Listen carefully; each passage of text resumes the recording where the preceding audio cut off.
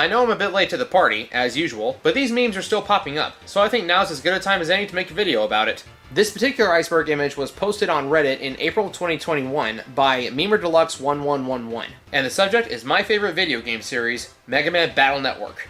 Oddly enough, despite there being several other MegaMan themed iceberg memes, this is the only one I found that is exclusively Battle Network and in English. So with that said, let's dive right in and learn a little bit about MegaMan Battle Network.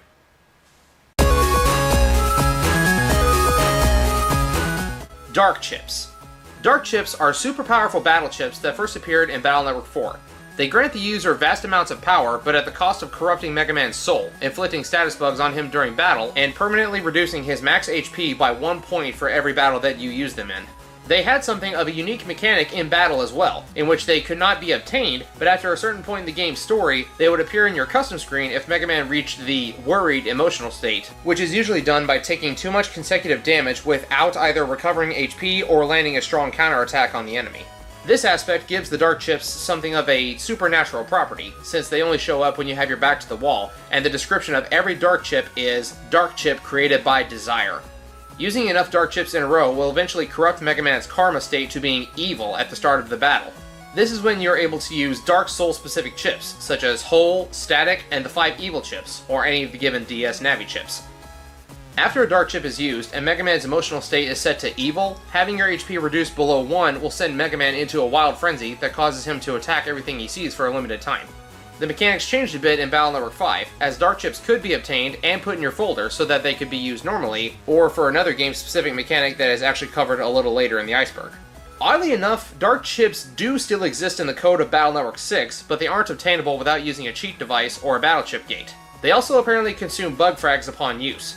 In a way though, I still feel like Dark Chips somehow inspired the Beast Out and Beast Over mechanics from Battle Network 6. Beast Over in particular, as when Mega Man enters this mode, which is done by trying to Beast Out with no emotion points left, Mega Man enters a blind rage, not unlike the Dark Invisible chip or Dark Soul Mega Man state after losing all his HP. I suppose I should also add the stipulation that there are so-called Dark Chips in Battle Network 3, but they have different properties than the Dark Chips for Battle Networks 4 and 5. The Dark Chips in Battle Network 3 are Giga-class battle chips that can only be used if a Dark Hole has been opened, or if the player has the Dark License Navi Customizer part installed on Mega Man. These Dark Chips include Serenade and Base for white version, as well as Dark Aura and Base Plus for blue version, and the event-exclusive Base GS for both versions. Mega Man is Lan's brother. This is a plot device that is revisited a few times throughout the Battle Network series. Lan actually had a stillborn twin brother, whose name was Hub. At the end of Battle Network 1, Mega Man is heavily damaged and can only be revived using a program called Hub.Bat. Because Dr. Ikari, Lan's father, created Navis, when he designed Mega Man, he made his and Lan's DNA 99.9% the same to allow for greater synergy between the two. But once the Hub.Bat program is used, their DNA is now 100% identical, with the caveat that any damage done to Mega Man is now inflicted on Lan. This doesn't really show up in the story's narrative, however. But now that Mega Man is carrying the soul of Lan's brother, they use this as a Deus Ex Machina whenever the plot demands it. Additionally, in Battle Network 2, this brotherhood manifests itself as Hub Style, Mega Man's most powerful form in the game, giving him the abilities of all the other styles, but with no elemental affinity and losing half his current HP. Kernel.exe. Kernel.exe was created in reference to Colonel from Mega Man X4. He was once described as the perfect Navi, with extremely high combat capabilities and the ability to control electronic devices, as well as being very compassionate. However, he was split into two separate entities, removing his kindness and electronic control ability, leaving him as the ultimate combat Navi, according to the game's claims, even though Mega Man has defeated him multiple times. Mr. Famous. Known as Meijin in the Japanese version, this guy is a recurring character starting with Battle Network 2, and is often seen working at Scilab or exploring far-off parts of the world. In every subsequent game, except for Battle Network 6 and the white version of Battle Network 3, he appears as an optional boss, each time having a different Navi. Fun fact, with the exception of Punk, his Navi from Battle Network 3 Blue, all of his Navis are based on fan creations submitted for contests. There's a lot I can unpack about his various Navi's abilities and fighting styles, but I think those are better saved for a walkthrough or a review of each individual game. Though he rarely made an impact on the game's plot outside of one scenario in Battle Network 4, he played a much larger role in both the Mega Man NT Warrior manga and anime. Gospel. This is the name of the Net Mafia, the main antagonist of the second game, as well as the virus beast they created to be their ultimate weapon. The name is derived from the Japanese name of Treble, who is Classic Series Base's loyal companion. This is carried over into the Battle Network series, as the Gospel organization's goal was to create a clone of Base known as the Super Navi through a bug fusion, in which they combined several powerful viruses together. However, the process was imperfect and caused the bugs to go rampant, thus creating the Gospel Virus Beast, which was completely uncontrollable. This monster serves as the final boss of Battle Network 2, and does have some battle chips that were obtainable only through exclusive Capcom events or cheat devices. We would see Gospel's Virus Beast return in later entries of the series in the form of Base GS, where Base has absorbed enough bug frags to use the Gospel Beast's head as a weapon, as well as appearing as the Bug Charge Giga Class battle chip in Battle Networks 4 and 5, and as part of the Darkness program advance in Battle Network 6, and the Dark Neo PA in Battle Network 4. In both the MegaMan NT Warrior anime and manga, the name was localized as Grave, and the monster was called the Grave Virus Beast. Solar Boy Crossover.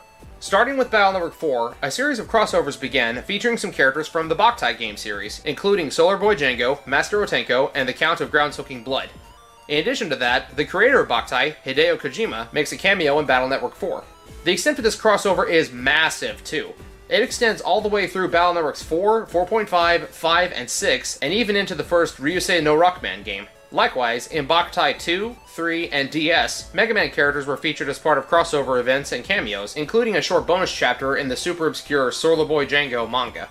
In Battle Network 4, the crossover was primarily a side quest where MegaMan helps Django purify Shademan using the Pile Driver, a weapon used to permanently destroy vampires and other creatures of darkness. The reward for this is a Gundel Soul 3 battle chip. Earlier on in the game's story, Django makes a cameo during the theme park scenario, in the last area of the mission before you battle Shademan for the final time in the main story's narrative.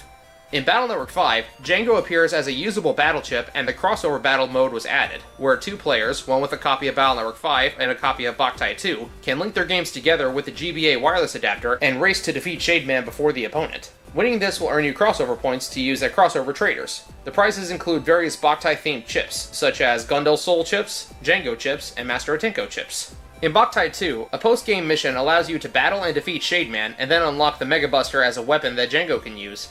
Django's crossover points can be traded for MegaMan-themed armors that provide different perks and stats, as well as changing Django's color. In Battle Network 5 Double Team DS, the player can slot a Boktai, Boktai 2, or Boktai 3 cartridge into the GBA slot on the DS to obtain some bonuses, including a bat-whacking minigame to earn crossover points, since the crossover battle feature was removed, and slotting in Boktai 2 will unlock Soul Cross MegaMan, which gives MegaMan super armor, higher HP, and the Gundel Soul as a charge shot, in addition to giving him added bonuses when jacked into the internet from a port that is outside in the daylight.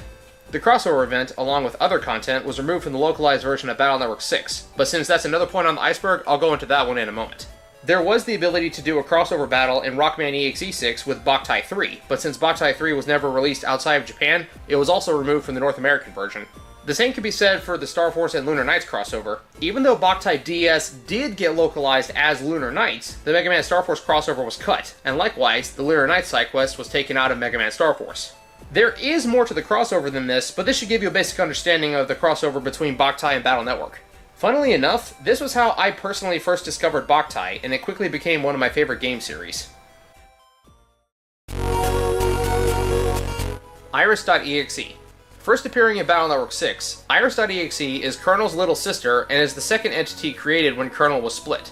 Iris contains Colonel's compassion and the ability to control electronic devices. She physically appears to be human, and it came as a great plot twist at the end of the game when it was revealed that she was, in fact, a Navi. After Colonel and Iris were split, Dr. Wily installed a program into them that would cause them to self-destruct if they should try to become one again. During the climax of the game, after defeating one Cybeast together, the remaining one enters Mega Man and possesses him again.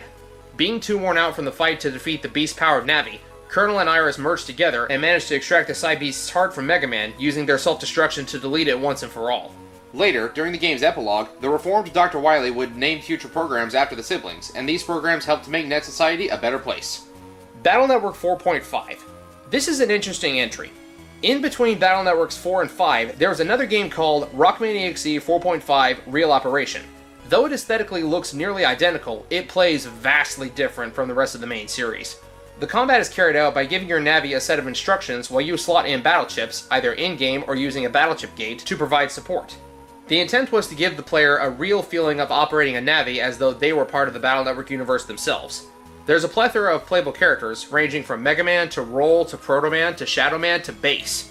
It's been speculated for years that this game was created mainly to test how the game engine could handle multiple playable characters in preparation for the release of Battle Network 5. This game has never been released outside of Japan, but the ROM hackers of the Rockman EXE Zone forums have created English patches so that it can be played by those who can't read Japanese, as well as another patch that changes the combat style back to the classic Battle Network layout. Spin-offs.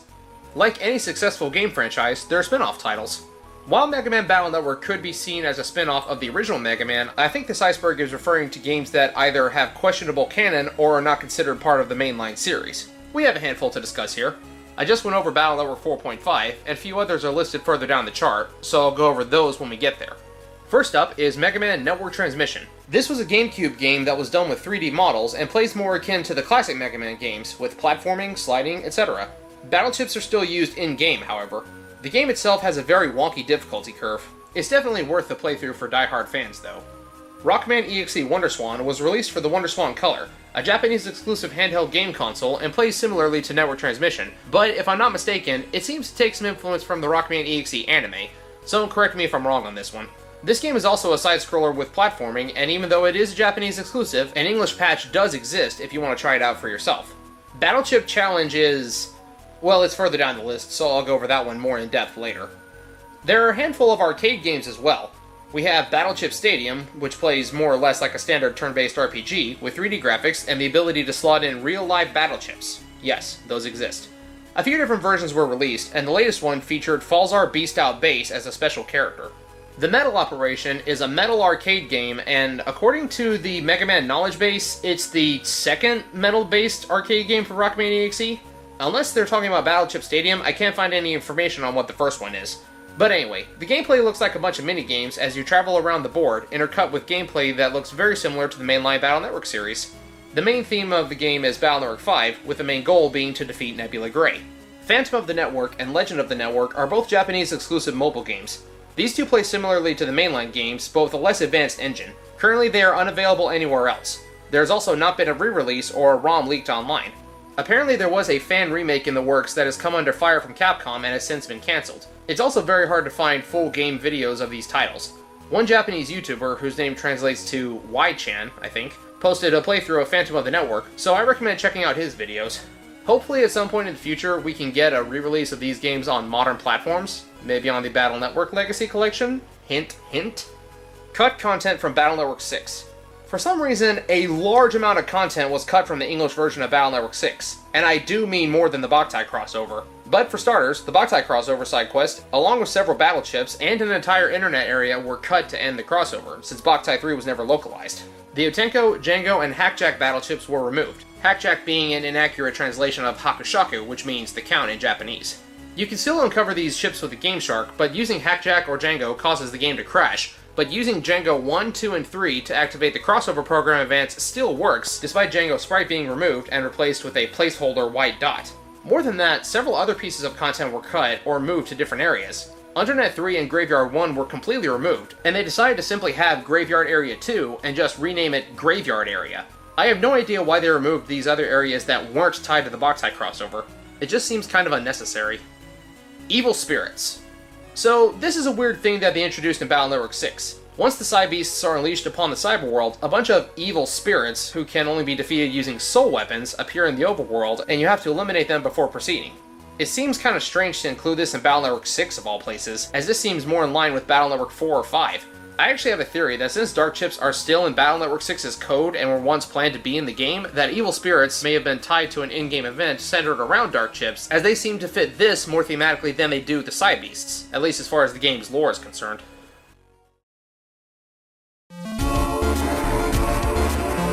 Copybots. Developed in Cyber City, copybots, also known as copyroids, are robots that have the ability to transform into a Navi or another cyber being that has been installed on it, even though they do not have the ability to use battle chips while plugged in. Throughout Battle Network 6, Lan and MegaMan utilize these to send MegaMan into areas of the real world that are too hazardous for humans, such as a building fire. During the later chapters of the game, both Colonel.exe and various World 3 Navis attack Lan in the real world, but Colonel only uses his sword, and the World 3 Navis use viruses. So while battle chips are unusable by copybots, it would seem that other methods of attack are still valid. World 3 created giant copybots to host the Psy Beasts, intent on unleashing them upon the real world, and the final battle takes place inside the giant copybot computer. At the end of the game, Lan is given a personal copy bot so that MegaMan can hang out with him in the real world as he sees fit. Chaos Area. Okay, this is one of the few entries of this iceberg that I didn't immediately recognize off the top of my head. The Chaos Area is the deepest part of Battle Network 4.5 and seems to be a darker colored palette swap of the Undernet's assets. This area is pretty basic endgame stuff, like needing most of the standard battle chips to progress, and you also play some mini-games with Metal Man, Number Man, Search Man, Iceman, Wind Man, and Napalm Man.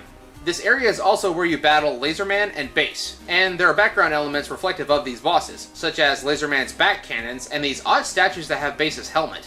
Like, what even is that thing? It looks like some kind of demonic frog with a Base helmet, or something.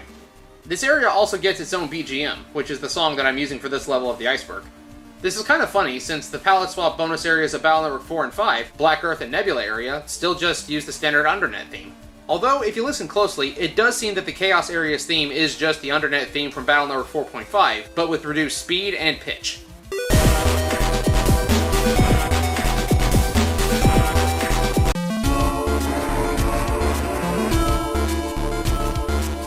Dark chips are industrialized form of evil energy. Not sure why this and a few other entries are written in red, but whatever. So, the dark power used to create dark chips is, as Dr. Regal describes them, digitized evil human souls. This gives them something of a supernatural property, and it plays into the whole aspect of cyber ghosts, like Hub, randomly being able to appear in the cyber world. And it could also explain how dark chips seemingly appear out of nowhere on your custom screen during Battle Network 4. They are your own inner evil trying to get out, so it's a constant struggle to not give in to the darkness. As for the industrialized part, this refers to how the final area of Battle Network 5's main story, the Nebula's headquarters, is a giant dark chip factory where they create dark chips for illegal distribution. This does also beg the question as to whether or not this retcons the dark power from Battle Network 3 also being digitized evil human souls.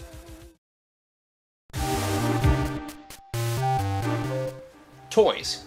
A very broad category. The Rockman EXE and MegaMan NT Warrior toy lines are pretty diverse. The Japanese figures were superposable and come in a wide variety of different figures based on MegaMan's different forms, as well as Proto Man and Base. The American toy line is much less impressive, with the figure's articulation being rather limited by comparison. But they do include battle chips for the Advanced PET toy game. There were a total of 4 different types of PET toys released. The plug-in PET based on Battle Network 3, the Advanced PET based on Battle Network 4 and 4.5, which is the only one that was released in North America, the Progress PET from Battle Network 5, and the Link PET from Battle Network 6. All of them function as virtual pet games, similar to a Tamagotchi or a Digimon Digivice toy. I will say that the Advanced PET's toy game isn't really that great, as it was hard to play and level MegaMan up with the limited number of chip points you started with. You encounter viruses by taking steps, or just shaking the PET, and defeating these viruses, or other navies, will gain you EXP. The slot-in function lets you use real-world battle chips. The graphics are unimpressive, with very limited animation, as every battle chip used simply shows MegaMan's Buster Shot animation. Additionally, they also have a bad reputation of just not having virus encounters, no matter how many times you shake them.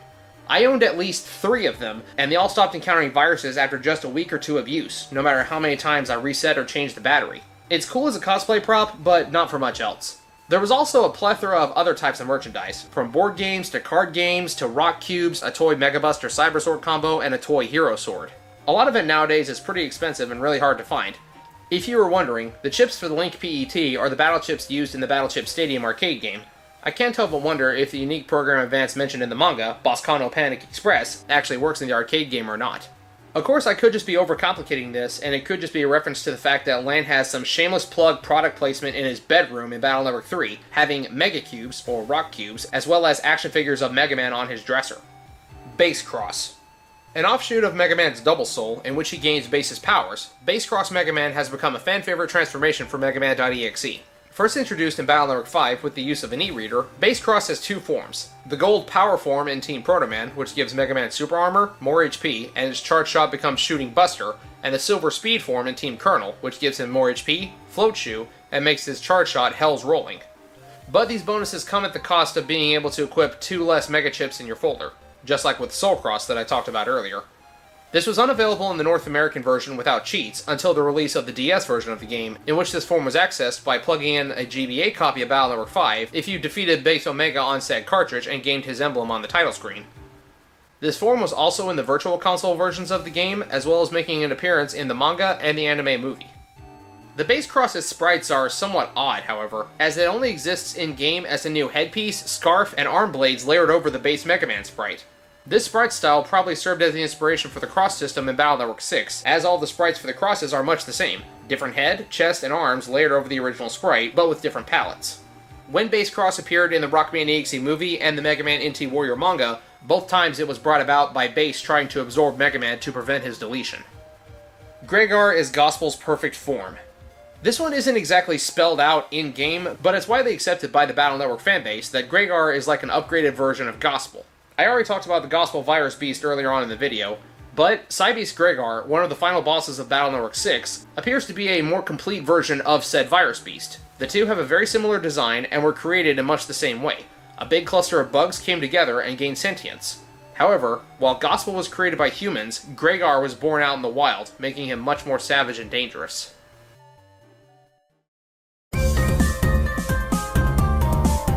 Alpha. Alright, this one is kind of hard to explain, but I'll do my best. Alpha, also known as Proto in the Japanese version, is one of the earliest forms of what we know as the cyber world, or net society.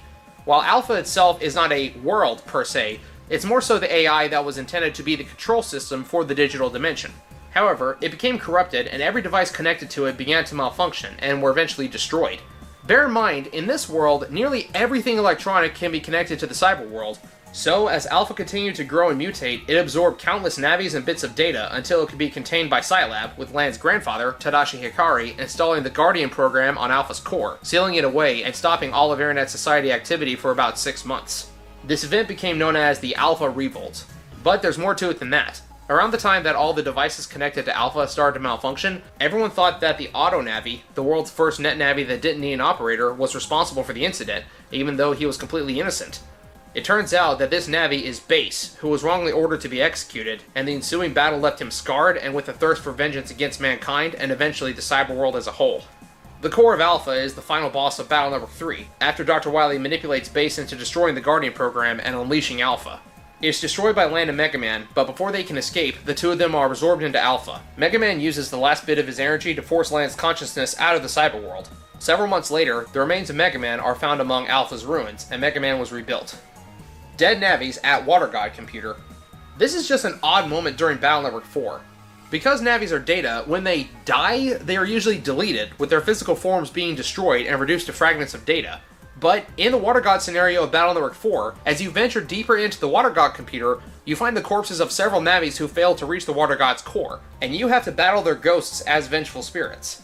This opens up a few questions. Firstly, why are there so many bodies when Navis who die normally just disappear?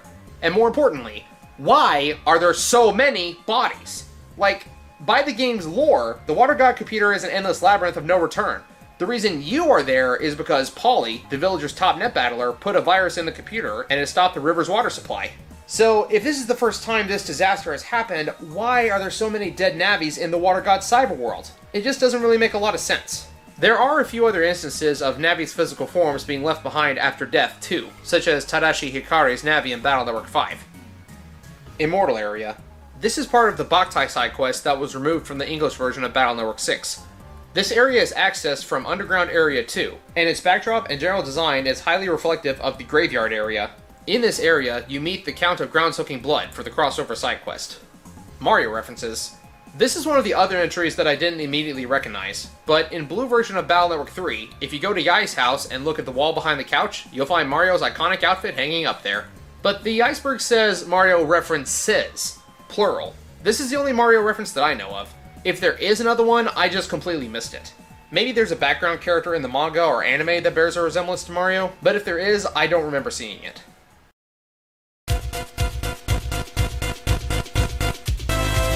The Black Earth. Black Earth, otherwise known as Merkland, is the secret area of Battle Network 4. To enter this area, you must first obtain the 5 evil chips, which are Muramasa, Anubis, Element Dark, Blackwing, and either Bug Charge or Bug Curse, depending on which version of the game you're playing. The area is composed of tiles that are dark green and black palette swaps of the Undernet area assets. The background is very swamp-like, looking like fog or clouded water. Also, the entrance to this area is a large black hole with a very slime-like looking texture. You don't so much as get teleported in as you get dragged down into the murky darkness. In this area, you'll find DS chips of most of the navis from your version of the game, as well as several mirrors, which let you battle against Dark Soul versions of your game's Soul navis, and a final larger mirror that lets you battle Dark MegaMan, which awards you with the Soul Cleanser Navi Customizer part, and if you talk to the glowy image next to the mirror, you obtain the Hub Batch part if MegaMan's karma is not at an evil state. Though Black Earth did not return in Battle Network 5, the Nebula area also is alternatively called Mercland, so they're often synonymous with each other. Since both areas are very dark in theme and overall aesthetic, it could be said that this is sort of a cyber hell for navis who have used too many dark chips. This is evidenced in Battle Network 4 by frequent random encounters containing shadow navis who can only be harmed with sword-type attacks. E-reader content. The e-reader was a short-lived peripheral for the Game Boy Advance, and the Japanese version of Battle Networks 4 through 6 had some content obtainable through e-reader cards. These range from various stat buffs to unlocking different souls and crosses before you're supposed to have them, to changing Mega Man's base element, changing your charge shot, and, as mentioned earlier, unlocking base cross Mega Man. Perhaps more infamously are the e-reader exclusive battle chips. Grand Prix Power and Duo for Battle Network 4, Leader's Raid and Chaos Lord for Battle Network 5, as well as Gregar, Volzar, and Double Beast for Battle Network 6. In addition to that, activating Base Cross in Battle Network 5 will also trigger a series of side missions where you can battle Base before meeting him as the Chaos Lord. And with it activated, instead of battling Base Omega, you'll encounter the more powerful Base Double X. Base Double X is also fightable in Battle Network 4 with the use of an e-reader card. Most, if not all, of these effects can still be reactivated using a Game Shark or other cheat device, but they may not work perfectly on the North American versions. I'll attach a link below to a full list of these perks. Pikachu Carpet. Just like with the Mario reference, the Ice House in Battle Network 3 has a Pikachu skin rug, although this is only in white version, while the Mario outfit is exclusive to the blue version. In blue version, the Pikachu rug is replaced by a Servbot rug, which is one of the numerous references to the Mega Man Legends series, just like this Data doll, which is present in both versions. Now, something else that I'm not sure if it was meant to be a Pokemon reference or not, but this creepy doll over here in the corner of Yai's house sort of bears resemblance to Gengar, but the image is so small that I can't tell if this was intentional or not. Battle Chip Gate. This is an interesting one. The Battle Chip Gate is another add-on for the Game Boy Advance that lets you use real-world Battle Chip toys in your Battle Network games. There are 3 types of chip gates, one for Battle Networks 4 and 4.5, one for 5, and one for 6. But they do also come in a variety of different colors and designs and are very expensive. There was a version of Battle Network 4.5 that was packaged with the Proto Man variant of the chip gate, along with several battle chips, including the Z-Saber. Now this sounds cool, but it has the unfortunate drawback of causing your Navi to enter Operation Battle mode, which means that your game will play like Battle Network 4.5, where you don't actually move them yourself, but rather they act upon the commands you give them, and the most that you do is slot in battle chips to help them during the fight. The Battle Chip Gate also appeared in the Mega Man MT Warrior anime, and gave humans the ability to activate battle chips while inside a dimensional area.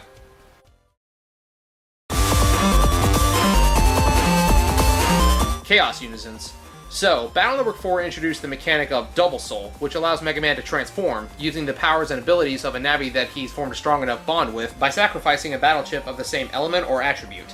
During the story of Battle Network 5, Mega Man is captured by the Nebula and implanted with the Dark Chip, turning him evil. After he's rescued, he gains the Chaos Unison ability, which is activated by him performing a Double Soul with the Dark Chip, and his charge shot turns into that same Dark Chip. Chaos Unisons only last for 1 turn as opposed to 3, and if you mistime the unleashing of your charge shot, the dark power within Mega Man will escape and turn on the player. Fun fact, you can imitate the process for a Chaos Unison in the Blue Moon version of Battle Network 4 during the final Shademan battle in the story, as you can use a Dark Sword to activate Proto Soul. Of course, you will still just be normal Proto Soul, however. I just think it's a funny little quirk. Operation Shooting Star. This is a Japanese exclusive DS update to Battle Network 1. It basically gets the Double Team DS treatment in that it has updated music and a few new minigames, as well as countless other subtle changes. It also includes a Mega Man Star Force themed side mission, which has you battling a new enemy, Clockman.exe. Once you beat him, you can change between playing as MegaMan.exe and Star Force Mega Man.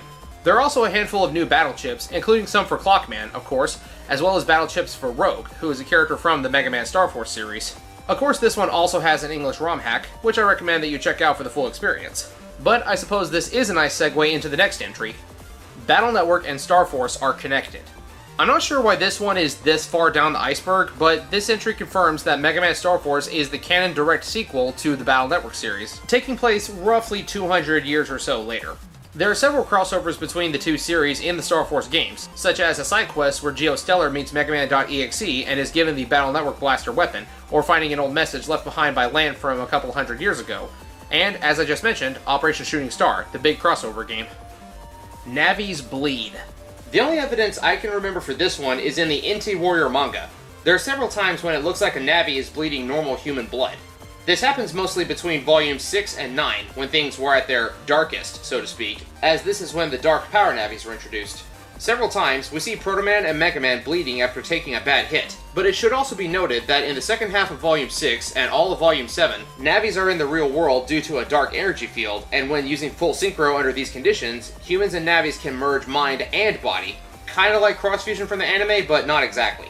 So it could be implied that it's actually Lan and Shad bleeding rather than MegaMan and Proto Man.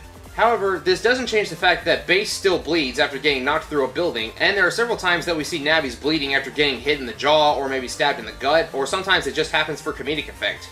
The manga also has several instances where Navi's data bodies look torn and seem to resemble ripped skin, and they appear to be bleeding, even if the fluid being shown doesn't exactly look like blood. But if we're talking about just the games, this entry could be more of a thematic reference, since Shademan is a vampire Navi and he drains other Navis of their energy. Beyond that, I can't really think of any instances from the games where a Navi bleeds. But if there are any, I wouldn't be surprised, since there are instances of robots bleeding human-like blood in other Mega Man works, especially if Zero is involved. Battle Chip Challenge. Again, not exactly sure why this one is so far down the list. It's kind of obscure, but not really? Anyway, Battle Chip Challenge is a spin-off game that takes place between Battle Network 3 and 4, and the gameplay style is completely different from the main games. This one is based on a command deck style of combat where you build a chip deck before each battle, and the sequence of chips in each turn is randomized. You don't get to dodge attacks, but you can slot in battle chips with the L and R buttons. You can play as a wide variety of characters, both human and Navi, including some new faces exclusive to this game, Ring and Turbo Man, who were very underutilized and I wish had appeared in other games. You're able to play as just about every Navi that appears in the first 3 games, not including a small handful of exceptions. But because they don't have complete sprite sheets that match the standard Battle Chip animations, the animations they use can be kind of awkward. Battle Chip Challenge is actually based on Rockman EXE in one battle for the WonderSwan color. There are some minor differences in between versions, such as the slot-in mechanic for the GBA port. On the whole, while the game is fun in its own way, I feel that it's a bit more like a fan-made game from the internet than an official licensed product. Mostly due to the animations and sprite work, with the exception of TurboMan.exe. That is a beautiful sprite sheet, and I'm really sad that we only see it this one time.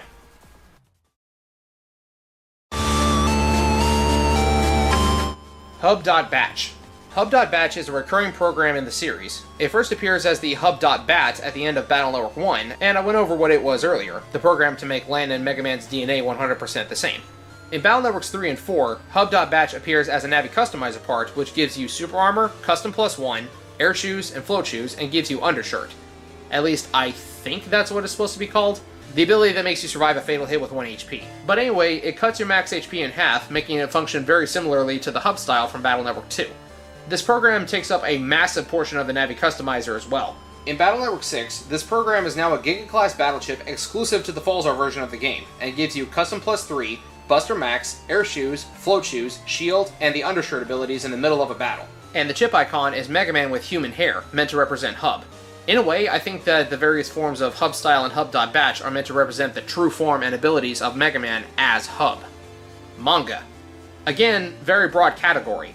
There are a handful of Battle Network themed manga.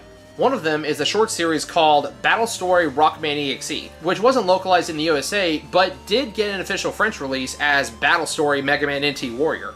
Currently, I can't seem to find an English fan translation, so I can't really describe the story of this one to you beyond the description on the MegaMan wiki. Oddly enough, this manga features Ring and Turbo Man for Battle Chip Challenge. I think that's pretty cool. The more well-known Rockman EXE manga was localized as MegaMan NT Warrior and was written by Ryo Takamisaki. This manga has great writing, fantastic action, really nice art, and covers a lot of the main plot points from the main 6 games, but it does have some new characters and new storylines as well. It also has some pretty dark imagery at times, such as characters getting blown in half or impaled, and features the death of humans on more than one occasion, which is kinda dark for this series. It should also be noted that even though there was an anime of the same title, the manga and anime are 2 completely different entities, and one is not based on the other, despite what the back of the manga cover says. I highly recommend you read this manga even if you haven't played the games. It's pretty accessible. The manga contained 13 compiled volumes, as well as a one-off called Runaway Blues. There's also another short one-off story that depicts a battle between Bass and Serenade. Also, one last note on this one. I mentioned it during the Solar Boy crossover entry, but in the Solar Boy Django manga, MegaMan, who is incorrectly called Rocket Man, teams up with Django to defeat Shademan, who is incorrectly named Shadow Man. Classic Series Duo appears in Battle Network 1. This entry is actually incorrect. It's referring to the poster in Lan's room in Battle Network 2, not 1. Lan has a poster of Classic Duo in his room in Battle Network 2. Simple as that. Serenade. Dwelling within the secret area, the deepest part of Under Square, Serenade is the king of the Undernet. Serenade serves as one of the super bosses of Battle Network 3, the other one being Base GS. During the battle, Serenade will reflect all attacks unless the player strikes while Serenade is mid-attack. Being one of the ultimate Navis, Serenade is described as being androgynous, as an ultimate existence, transcending gender. It is worth noting, though, that in the MegaMan NT Warriors translated volumes, there are times when they refer to Serenade as both he and she. There was a fan theory a long time ago that Serenade's operator was Mamoru, due to him having Serenade's emblem on his wheelchair. This theory was later confirmed to be true by Masakazu Eguchi. This theory was supported by the fact that Mamoru's father helped create the Undernet servers. And apparently, the correct pronunciation is supposed to be Serenade instead of Serenade. Vidi Narci's gender. Talking about the other character confirmed to be beyond gender, Vidi Narci is a character from Battle Network 4, the operator of Video Man. Vidi's legal name is Hidenosuke Yamashita. In the Japanese version, Vidi's name is Narcihide, with Hide usually being a female name, while Hidenosuke is usually a male name. During an episode of the Rockman EXE anime, Vidi has a fantasy about winning an award for Best Male Leading Actor of the Year, and speaks with a masculine-sounding voice. In the game, Vidi refers to themselves as the guy who makes the video scenes work, at least in the English version. As near as I can tell, Vidi is supposed to be non-binary, hence the whole beyond gender line. I can't be 100% certain, however. Due to cultural differences and some things not accurately translating when being localized, as well as when Battle Network 4 and the stream arc of the anime came out, it could be that it's meant to be left ambiguous. While Vidi looks feminine, when it comes to the anime, nobody refers to them with female pronouns, at least based on the fan-made subtitles I found. At this point, all we can really do is speculate, at least until we get another developer interview that could potentially confirm things one way or another, or maybe if stream ever gets localized, maybe they'll confirm something in the subtitles or in a bonus feature. Base absorbs the Psy Beasts in the manga. Well, yes, but actually no.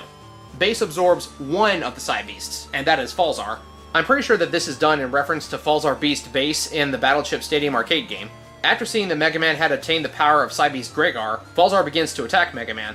Not wanting anyone else to defeat MegaMan first, Base shows up and uses his Get Ability program to absorb the essence of Falzar so that he and MegaMan can fight on equal footing. But because Falzar is so powerful, his shadow can't be contained by Base, and it merges with Gregar, leading to both Beast Out Navis teaming up for the final battle of the manga's main story.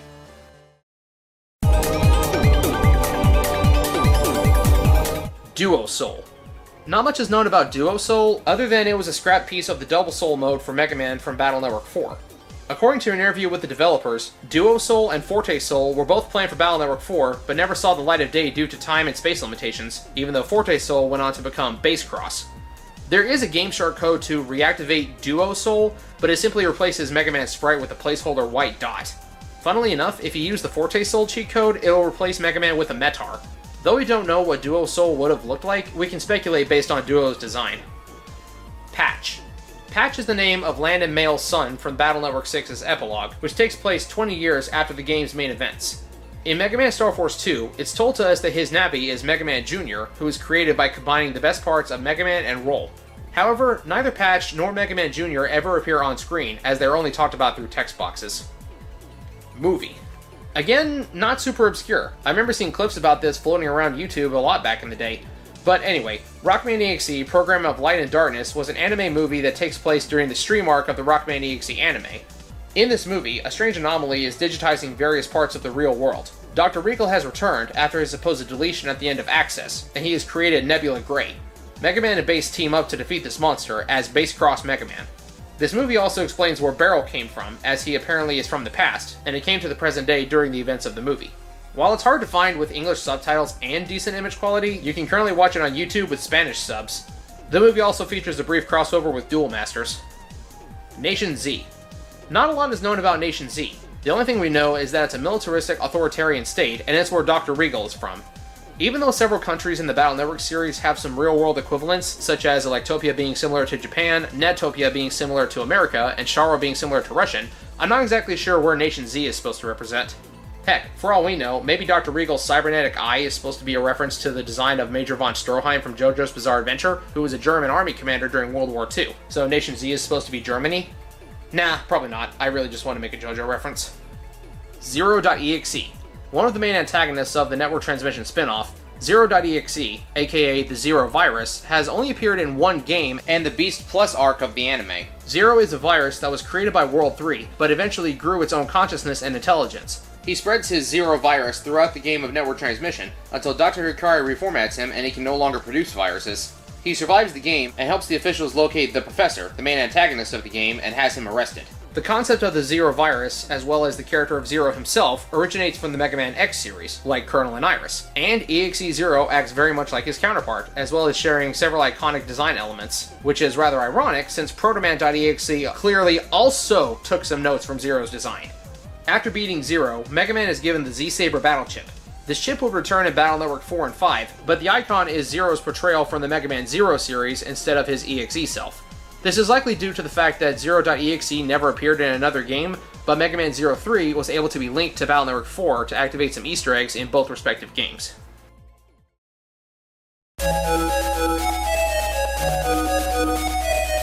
So, that was Memer Deluxe 1111's take on a Mega Man Battle Network Iceberg. If you stuck around until the end, I want to thank you for watching. I had a lot of fun making this video. Mega Man Battle Network is probably my favorite game series ever, and it's been a good long time since I just got to geek out and gush about it. If you enjoyed the video, sharing, rating, and subscribing would be greatly appreciated. Let me know what you thought of this video and this iceberg in the comments below, and let me know what you'd like to see next. This has been Blade Cross EXE, part of Flash and Blades Productions. Thank you all so much for watching, and I'll see you next time. Peace out.